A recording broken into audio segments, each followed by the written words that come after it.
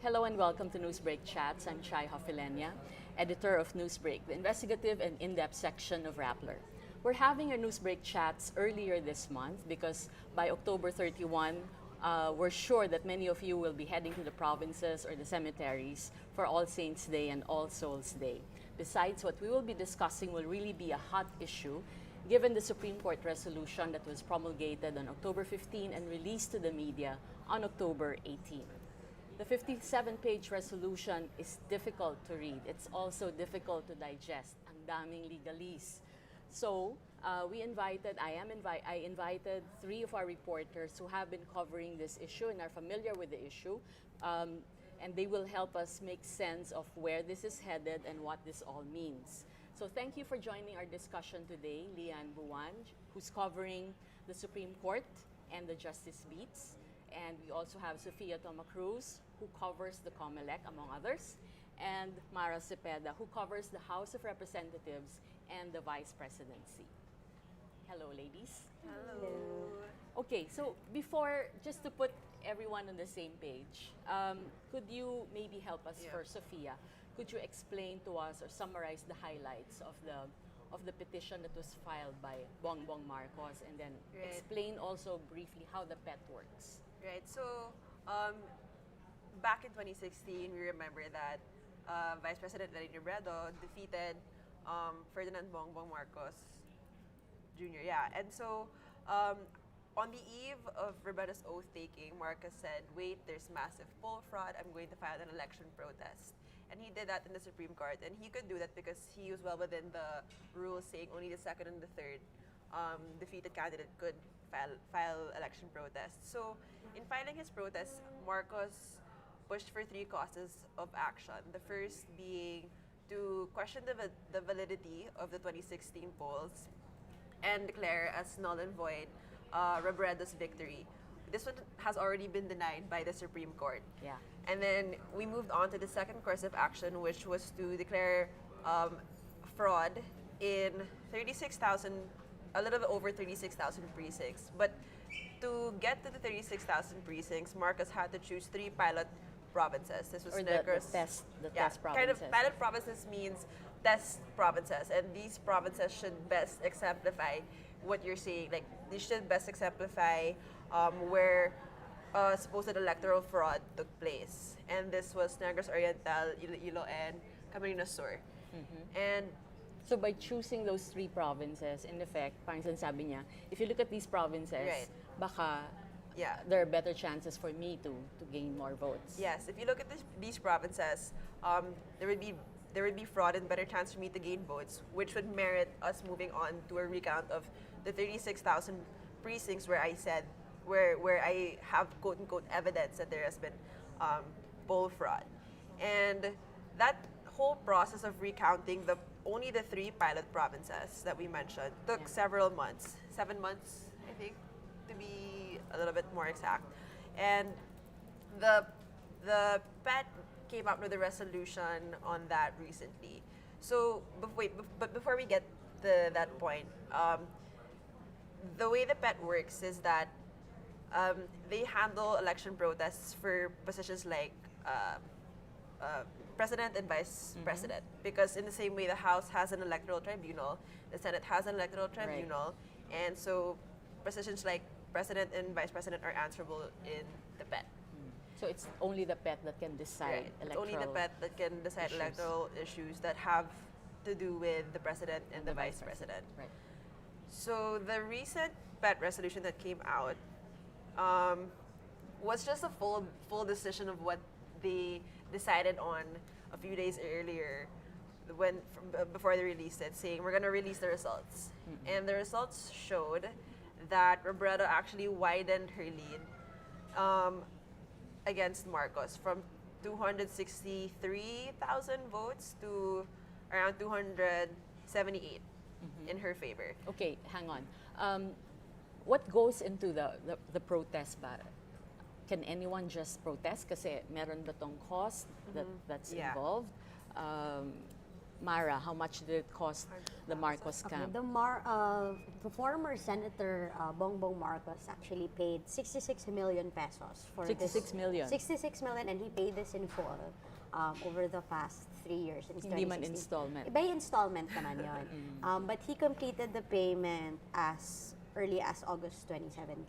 Okay. Kasi it's not easy to file an electoral protest. Kasi, lalo na kung hindi ka sigurado kung dinaya ka ba talaga. Kasi it's not just a matter, when you recount the votes, when you do ballot revision, it requires manpower. It requires getting the ballot boxes from where they were stored by the COMELEC, hiring trucks, hiring drivers to do that, feeding them, and paying for security na magbabantay ng mga balota na yon. And then there's also a matter of the Supreme Court having to look for a space where the actual revision process will happen. So kapag may ganitong ballot revision process, each camp will get their own revisors.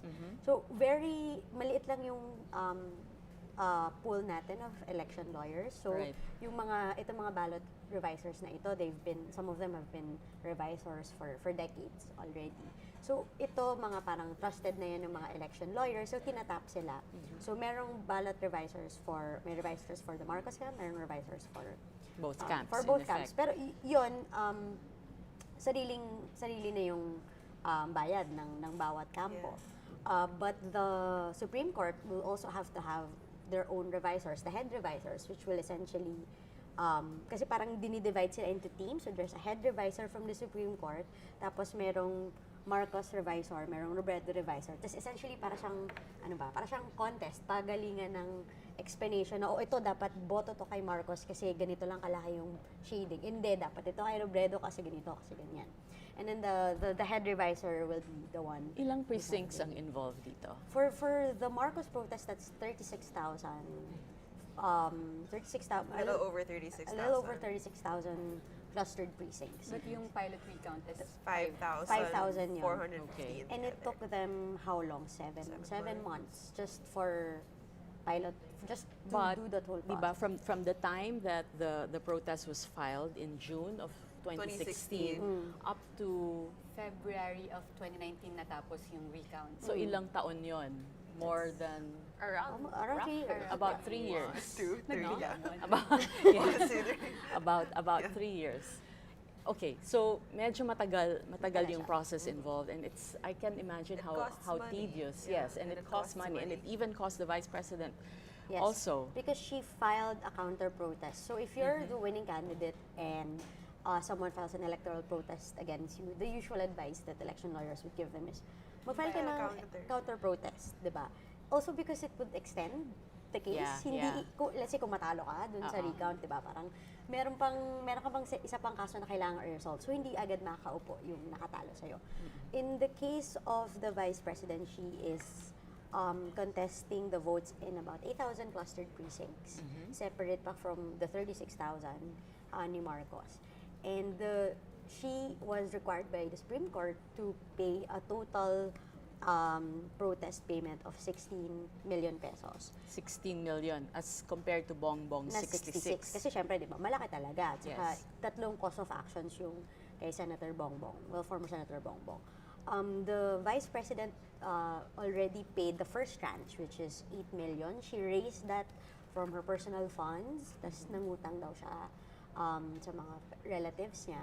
Actually, during that year when she paid that, bumaba yung kanyang wealth. Kasi, syempre, di ba, parang I remember there was an offer, di ba, by Yes. civil society the groups. PISA para yes, sa laban PISA, ng oo, yes. movement. They were able to raise yung natitirang 7 million, but hindi pumayag yung Supreme Court because you have an existing law that actually prohibits government officials, public servants from receiving donations. Right. Diba? Because, diba, you don't want to have any favors from anybody. So even if they are well-meaning supporters of the Vice President, and these are a lot of them are towns awardees pa, diba? Hindi pa rin pumayag yung Supreme Court. Ang ginawa na lang dun sa pera, dinonate dun sa anti-poverty effort. The Supreme Court said the Robredo will only pay for this amount once substantial recovery in the Marcos protest has been proven. So far wala pa namang decision whatsoever that she would have to pay. And in the case of on the side of the Robredo camp, they're saying walang substantial recovery kasi nga tumaas by 50,000 votes pa yung Okay, sige. Before, I'll let Lian siguro explain where exactly we are in terms of this case. Kasi nga, yun, the Supreme Court released the resolution. Nasaan na tayo? Okay, so yung second cause of action tapos na, which is pilot recount, and even the majority has admitted that Robredo widened her lead by 15,000 votes for two dissenters who are Justice Carpio and Justice Caguioa. Dapat after the pilot recount at nag-widen yung lead ni Vice President, dapat dismiss na altogether yung protest ni Marcos, citing Rule 65, but they were outvoted. Wait, what is Rule 65? controversial rule. Yes, Premise lagi lang. binabanggit Yeah, niya. yeah. Premise lang, parang no electoral protest before has reached this far. Yung kay Legarda versus Noli de Castro, Marros versus Binay, hindi sila nakarating ng ganito ka-ano. That's why medyo at a loss lahat ng tao kung paano mag-proceed because it's happening for the first time. Rule 65 says na you choose pilot provinces that which should not be more than 3. That's why 3 yung pinili. And this should best exemplify the fraud. And if after the pilot recount, it is proven that you cannot probably make out your case, then the tribunal may dismiss the protest altogether. Emphasis on the word may. Okay. Kasi may discretion naman daw, ganun. So, for Justices Carpio and Caguioa, it's very clear to them that according to Rule 65, dahil nag-fail na siya sa pilot recount, dahil nag-widen pa nga yung lead ni Robredo, then the tribunal can now dismiss the protest altogether. But what the majority decided said, the wording of the majority is very, parang hugas kamay, kumbaga. Parang sinasabi nila na, this is just interlocutory in nature. Parang What this does is just interlocutory mean? procedural. Okay. Parang wala kaming dinedecide, tapos sabi pa nga nila, we're not siding with anyone right now. We just want due process. Gusto lang naming ipag-comment si Robredo, gusto naming ipag-comment si Marcos, gusto naming ipag-comment sila on how to proceed. The best way to proceed with this. But for the Robredo camp and Justice Carpio and Justice Caguioa, you don't need comments from us anymore. Rule 65 should be clear in that you should dismiss this altogether. Pero talo sila. What's your own take on this?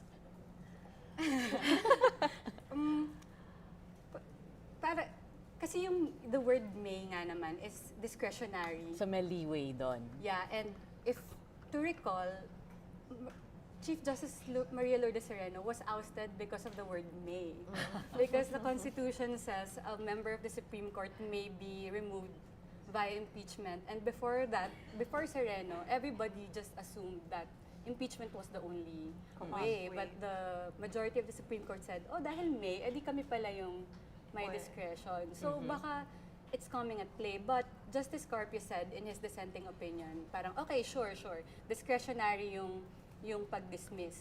Pero hindi discretionary yung pagpili ng pilot provinces that are not more than 3. Right. So sabi niya, kapag mag-proceed tayo sa third cause of action, which is to investigate the ballots in Maguindanao, Lanao del Sur, and Basilan, then you essentially have 6 pilot provinces, which violate, again, Rule 65, kasi sabi nga, dapat not more than 3. Sabi ni Justice Carpio, if the word may has confusion, yung not more than 3 is very clear. Yes. So how do you debate that pa, di ba? But they lost. Anong naging reaction ng Lenny camp and how did the The both Marcos camps play this up? Pag mga ganitong kaso, labanan kasi yan ng narrative. So Correct. both camps are claiming that whatever happened is good for them.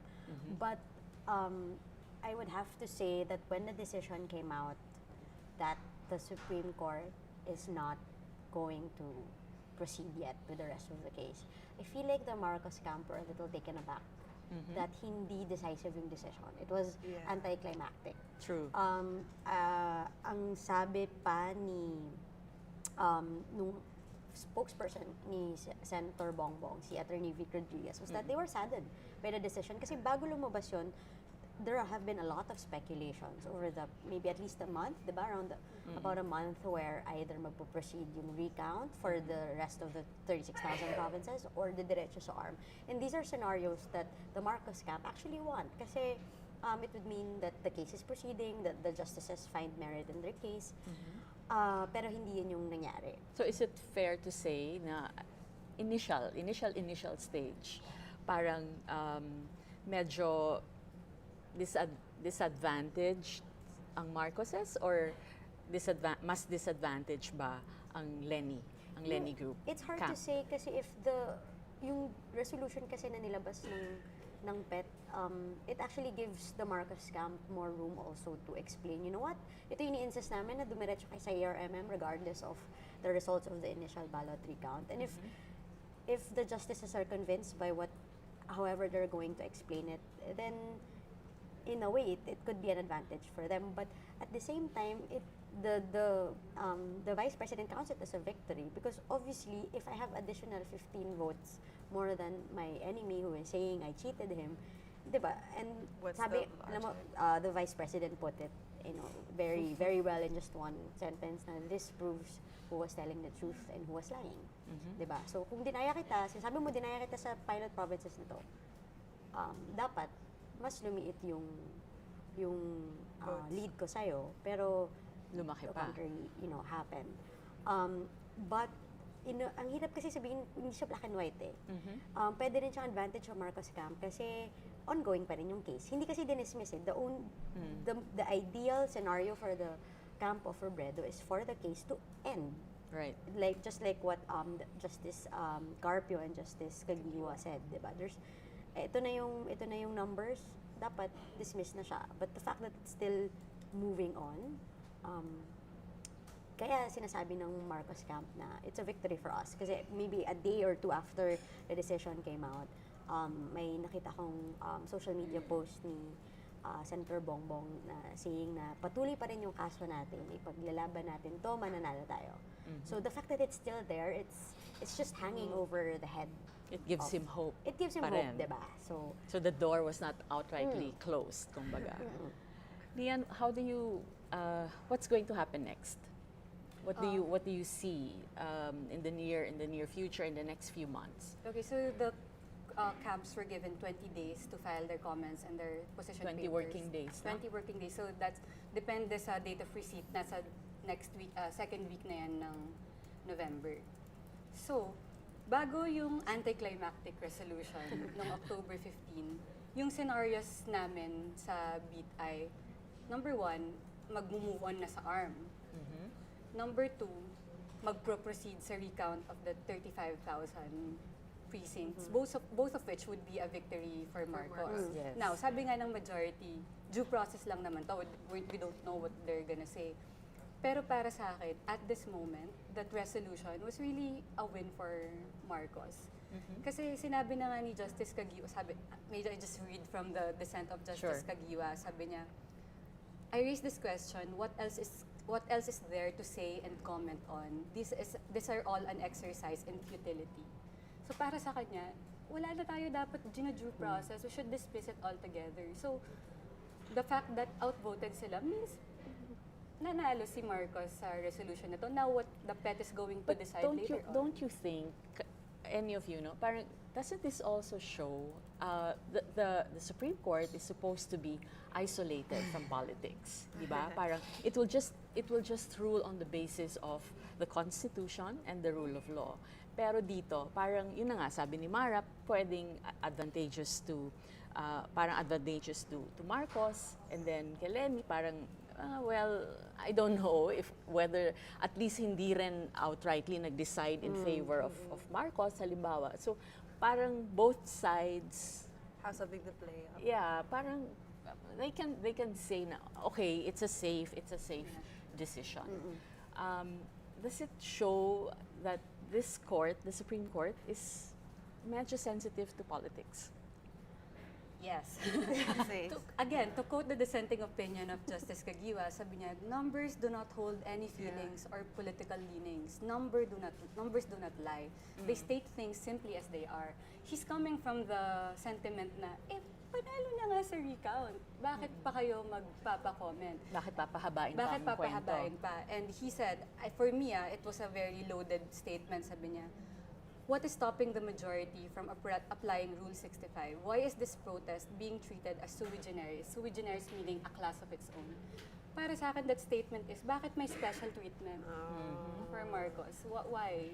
Bakit hindi natin i-blanketly apply ang Rule 65? So, from that alone, kita mo na, I mean, the dissenting opinion is seething with emotion. So, Yeah. gets mo na, of course, they are affected. Right. Okay, the third cause of action is the former armed provinces, no? Of course, the allegation there is meron talagang cheating. Is there reason to believe that both sides cheated? Are Well- there, what have you heard? Well, when Marcos pushed for that urgent action on the former armed provinces, his basis for doing so was an election protest filed by Sugurtan versus Mujib Hataman in 2016 also, so the same election year, saying that these certain provinces have, there was massive fraud in these certain provinces. And that was a case not filed with the PET, but in COMELEC. And it progressed to the point that the Election Statistics Department found actually evidence of massive electoral fraud because the signatures didn't match the thumbprints in the voters' records, like two separate voters' records. And so if we're going by that, then there's somewhat basis, and judging by past elections also, it's been a known fact or a known thing that there's really something with armed provinces. Although in election data would show, for example, in 2016, that there was not enough evidence to prove cheating. But if you go by past elections, for example, ARM has always been a controversial place for elections to take place, which is why when former poll chair Sixto Brillantes took the helm of the COMELEC, he made headlines for purging the voters list in ARM. Yeah. So, I mean, yeah, but what do you guys think? Do this have basis? Mara? I think judging from the past elections, like you said, they are the area that was once called the ARMM. It's always been declared an election hotspot, and you know Right. there's local politics there. There are warring clans, warring families, and these are fights that have extended not just years but generations. And they have a stake. Whoever gets to sit at the capital, who gets to sit at the barangay hall, diba? And over the years, there's always there would be sometimes videos coming out of alleged ballot shading. It's hard to say if both the Robredo and Marcos camps cheated in ARM. I don't have Yeah. There's no the balance. evidence. No evidence. There's Yeah. no specific evidence. That's why, right? There's an electoral protest Yeah. there. But Right.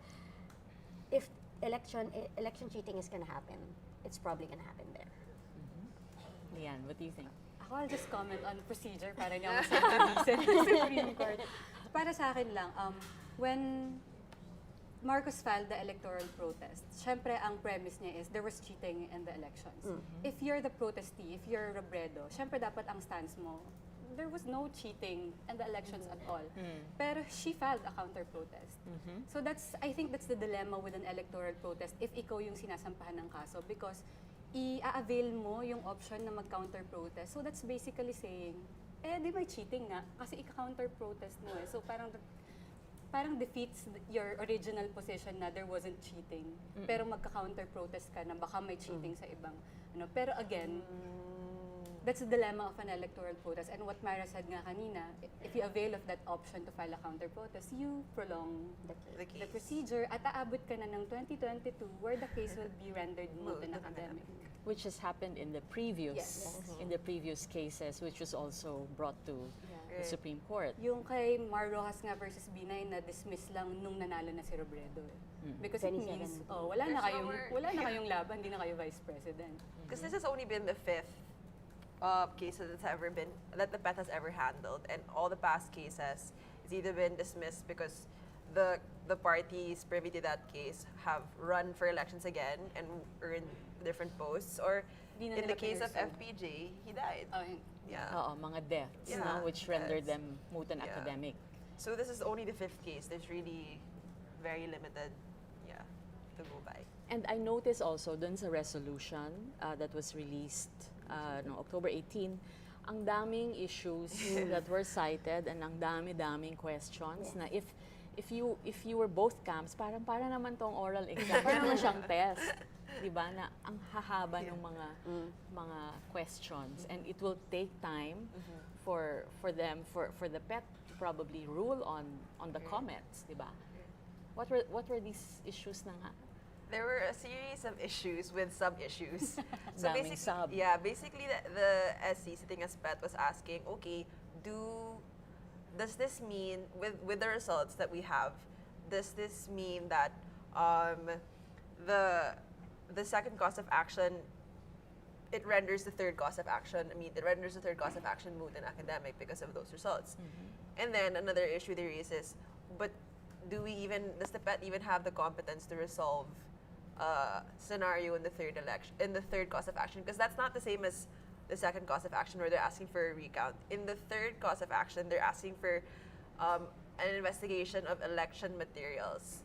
And so they're gonna look at, not just ballots, but voters' The images of the records ballots. and images of the ballots and everything.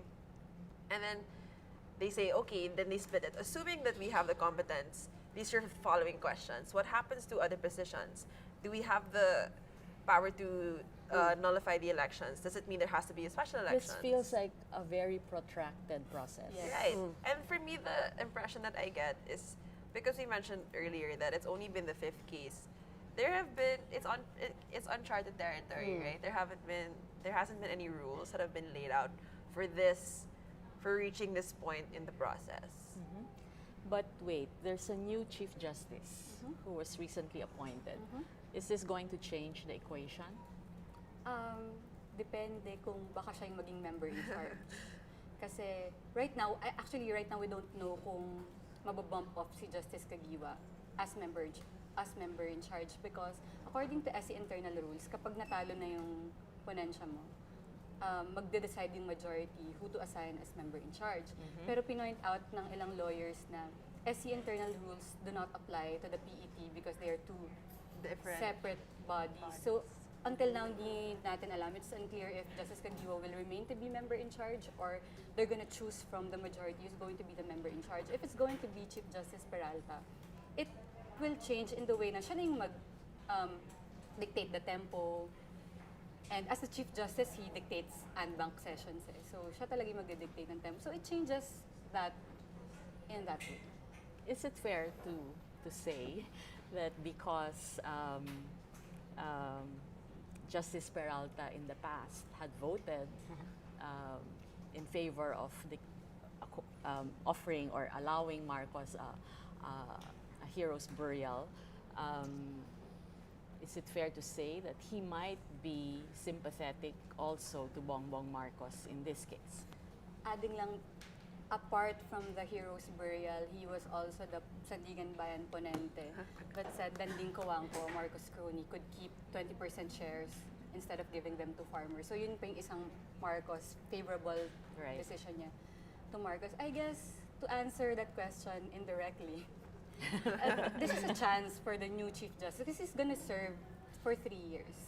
Ang haba, relatively mahaba yung term niya. This is a chance for Justice Peralta to ward off any negative perceptions of him, perceptions of partiality towards the Marcoses. So it's a golden opportunity, not just for Justice Peralta, but for the entire Supreme Court to gain back waning trust on the judiciary as an institution. So, panoorin na lang natin how they're gonna act. What scenarios do you see? Regarding the VP protest case? Yes. Well, of course, Whether it will proceed to the armed provinces, magkakagulo ba? What do you see happening? it's still up to the Supreme Court led by the new Chief Justice. But what I can say is that the Robredo camp is they are wary if it will move to third cause. the analysis of the forensic examination of the data in the ARMM. Kasi pag, let's say, mag-proceed yung kaso tapos pupunta ka sa recount, kumpiyansa sila na at least matagal-tagal yung proseso eh. Hindi siguro siya aabot ng 3 taon. Pero kung mag-move tayo sa analysis lang naman yung election dito, hindi sila magbibilang ng boto ulit. And that could be very quick.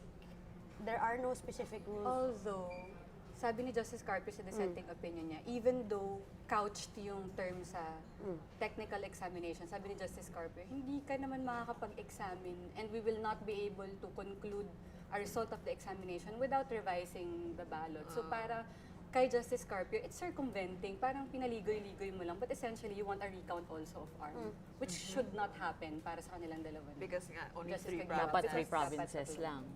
But you know, after the resolution came out, Attorney Vic Rodriguez, again the spokesperson of for the Marcos camp, he essentially said the numbers that are being cited in the reports, yung additional 50,000, actually came from ito yung kanilang narrative, it came from the Hagiwa report that was rejected by a majority of the Supreme Court justices. So, essentially, in a way, they're saying, hindi reliable yung numbers na yan, even if numbers don't lie, because a majority of the Supreme Court justices who we expect to be the experts on the rule of the land rejected it. And they're saying na there's a supposed deep throat for the Robredo camp in the Supreme Court. But of course, you know, laging i-deny naman yan ng both camps na meron kaming kaalyadong Supreme Court justice, and it just doesn't do well for democracy in the Philippines pag ganyan yung nangyari. But as regards scenario, I think that as long as this case is ongoing, there will always be a doubt on the credibility of Vice President Leni Robredo, whether or not her supporters like that. Right. Because the fact that your victory is being questioned, ang pangit nun eh. Ibig sabihin, there's this shred of doubt whether you really deserve to sit in that seat. No matter how hard you work to help the poor, as in the case of the Vice President. And there are also parts of political circles saying that kahit hindi naman maipanalo yung kaso ni Bongbong Marcos, it would still benefit him if and when he runs for office in 2022. He can use it as again, labanan ng narrative. And syempre, magaling naman yung pamilya nila dyan. Na ako ay nabiktima ng electoral fraud. I was Pag binoto niyo ako, it is a vote for the truth. Di ba? Parang, yun yung mahirap, di ba? And is this something that the Supreme Court justices want? Is this a scenario that they want to happen in 2022? I think it should also be, I mean, alongside the issue of the VP protests, you know, there's also a lot of doubt already hounding the electoral system as it is, right? Like just in the recent 2019 elections, people kept saying there was fraud and everything, as they always do. But then, regardless, you can't deny the fact that whatever happens in this protest also has an impact on the credibility of elections. And I think it's also worth remembering alongside the PET protest that in the Senate, Senator Amy Marcos chairs the Committee on Electoral Reforms. And it's known that she's pushing also for a hybrid election, which literally all election experts say, like, why would we even do, fine, not all but a lot of election experts saying, why would we do that? Because that's precisely how cheating happens. Like, where if you reverse the process where you count the ballots, that's where the cheating would happen. Whereas now, it's not a perfect system, but it's a little bit more foolproof. So I think, if we take it alongside that, it's like, there are these different things happening and all coming into play. We may not see how they all relate right now, but I don't know, down the road they might converge. Given the composition of the court current, no, parang, do you think that the rule of law will prevail? As every law-abiding citizen would probably wish. Miss Chai, mas mahirap pa sa bar exam yung tanong mo. I-evade ko muna yung question. Dagdagan ko lang yung sinabi ni Mara na the Marcos camp is saying the Giwa report should not be trusted because it was rejected by the majority. The Robredo camp naman, ito naman yung sinasabi nila. The report of Kagiwa was a product of not just the revisors who were there every day on the Yes. ground, but also the report of the hearing commissioners led by retired Justice Jose Vitug. Right. So, report siya ng mga taong nandun araw-araw. At Report hindi siya lang ng mga- isang at tao. hindi lang isang tao. At report siya ng mga hearing commissioner na tinap nila precisely because the justices can't do the work themselves. So, nagtiwala sila sa mga taong to.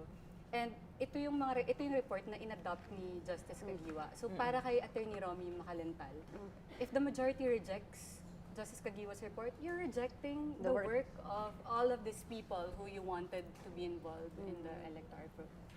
Yun na lang yung sagot ko. Okay. Have to think about that. Yeah. Para hindi na, I won't put you in a spot anymore. All right. So it's a heated discussion, and I'm sure both sides will have their say. But I think you will agree that this case is very, very important because the outcome will reflect on the credibility of elections, as Mara pointed out, and also even the reputation and the name of the Supreme Court and the Chief Justice himself. Diba? Ayaw mong ma-taint yun eh. So we're all hoping that whatever, gaano man katagal yung proseso, this will all lead to a favorable, just decision that will follow the rule of law. By the way, I'd like to, before we end, I'd like to invite you to subscribe, to listen to, and to subscribe to our Newsbreak Beyond the Stories podcast, which features our researcher writer Jodes Gavilan and our reporters, like these three ladies, and they will always try to make sense of issues, people, and events in the Philippines. So listen to the podcast on Spotify, SoundCloud, and Apple Podcasts. Thank you very much for joining us. I'm Chai Hofilenia.